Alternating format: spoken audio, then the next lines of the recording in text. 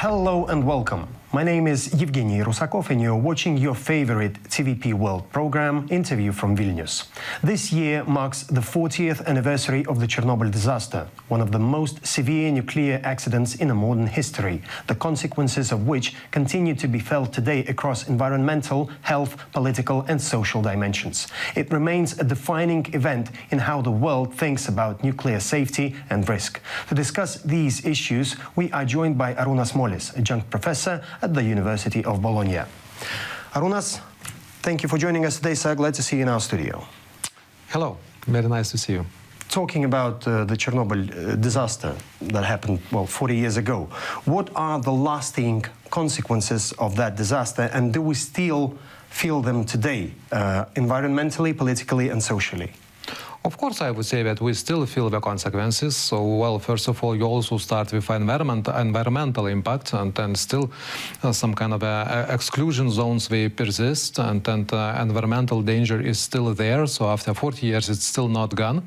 You cannot enter certain territories, well, there is, of course, the impact on the nature, on the animals, on the people as well. So that's still for sure and not gone. But on the other hand, you also are right that it had some kind of the larger consequences, political and social consequences. And then, first of all, we should talk about a certain anti-nuclear sentiments even formed after the Chernobyl disaster. And now to construct the new power plants, nuclear power plants in Central Eastern European countries is always a challenge, because the people still remember, actually. Especially after Fukushima as well. Especially after Fukushima. And then that's also one thing which is still finding the place in our heads, that although the accidents are not very likely, well, likelihood is very small, but the damage is very big. And therefore, we are very cautious talking about these kind of projects in the future, although they may have also some kind of benefits. Talking about Chernobyl disaster, what's your take on that, tourism of that zone? Well, either tourism, or we also had quite interesting series, films on the issue. So I would say that we should know about what has happened. Of course, well, because there is a need to learn from the history and not to repeat these kind of steps. And maybe to learn also some kind of a publicity that these kind of decisions, especially if there is an incident, so these kind of consequences, so it should be properly communicated, and all the safety and security measures which should be implemented. You've already mentioned this a bit, but I would like maybe to get a broader answer to this. So how has public perception of nuclear energy changed since major nuclear accidents such as Chernobyl and Fukushima took place? Our attitude in our societies was changing to the nuclear power plants constantly, I would say.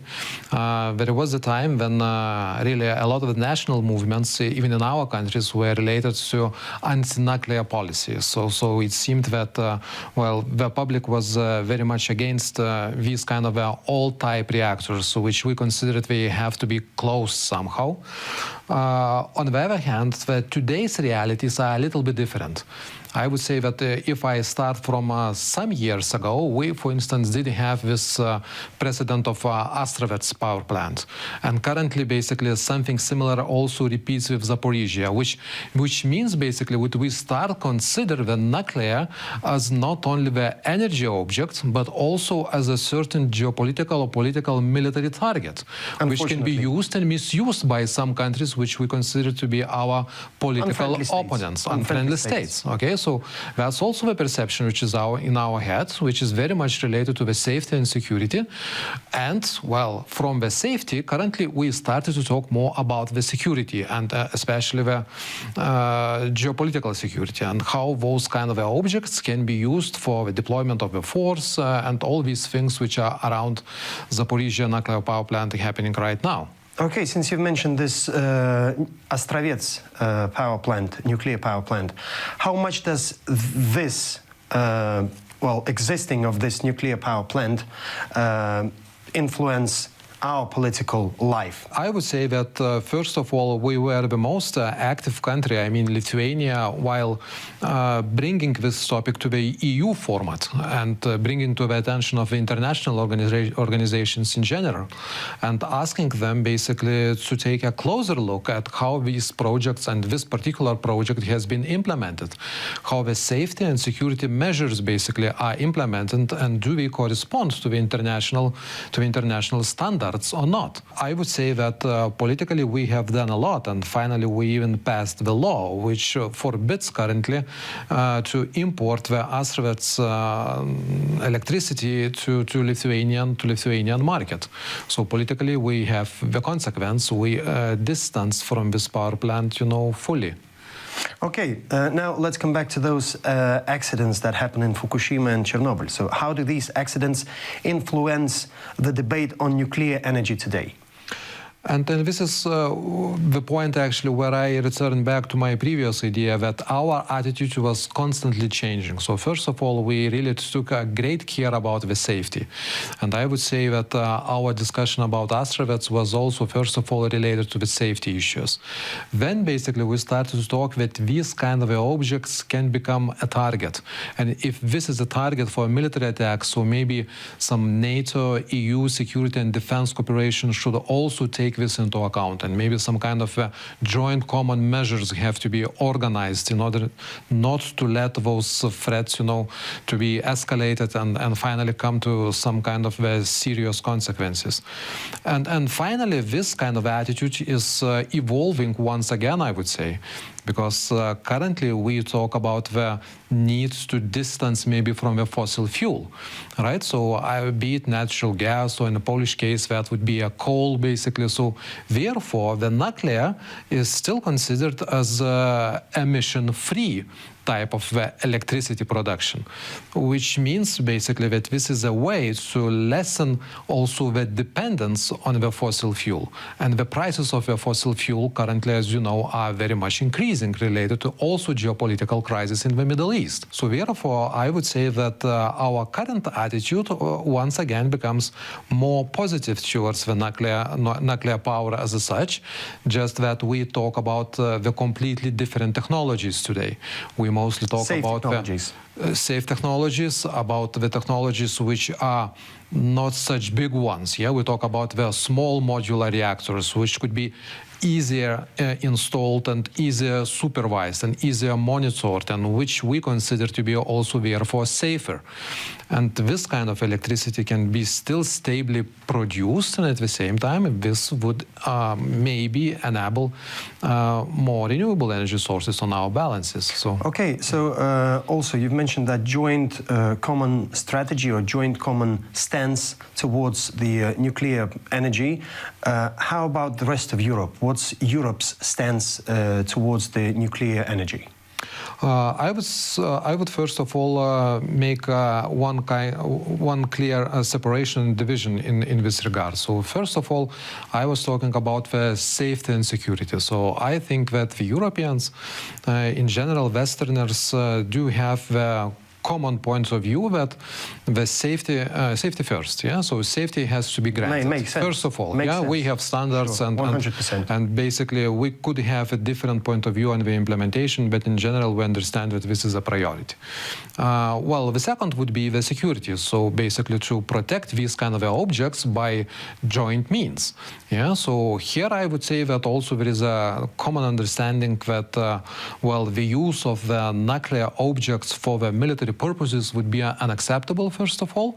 And the second, actually, that, well, the civilian sector has to cooperate with the armed force on the protection of these sites. So I would say that here we also have common understanding inside Europe. Now, when we talk about the production of the electricity, so here I would say, first of all, is a choice of each EU member state what kind of energy resource they choose. And the nuclear, of course, is not prohibited. And then many countries still choose this resource as they consider this resource to be clean, first of all. How should we assess Lithuania's decision to shut down the Ignalina nuclear power plant? And was it the right decision in hindsight? Well, I would say that first of all, closing Ignalina was the price of our EU integration, and that was the precondition. And we still had the memories of the Chernobyl. So I would say that at that time, although understanding the related risks, there was no huge disagreement actually on the topic. We did have the referendum, and we finally decided to close it up. I mean, a referendum on the entrance to the EU. And then finally, this is also very much related question to the decoupling from the Russian system, from the Brel system. So actually, if we have such big generator of electricity, so most probably the problem of balancing the system would be much intense, much harder to overcome, basically. So closing up and decentralizing our electricity generation, we could ease decoupling from Brel. So this kind of aspect should also not be forgotten. Okay, do you think that, well, in the context of today's situation, we could somehow, I don't know, bring Ignalina's nuclear power plant back to life? There's always a question, first of all, if this is necessary, and the second thing, well, is it the best option to solve our electricity generation well, you tell me, is it the best option? So I would first of all mark that in 2025, Lithuania already covered 72% of its demand by local generation, and the biggest share of this local generation came from the renewables. So basically, this is a path which we already have chosen to develop the renewable energy sources. Of course, for some kind of backup, you also need a different kind of generation. So now it's being covered by the natural gas, which is used at our Elektrėnai complex. But as our national energy independence strategy basically says, that Lithuania is investigating the possibilities for the stable generation, also to have the small modular reactors as one of the options. But then there is also a second question, as I say, is this option, well, bringing the biggest share of the social economic benefits? So is it the cheapest, is it the best way to do, to grant the stable generation?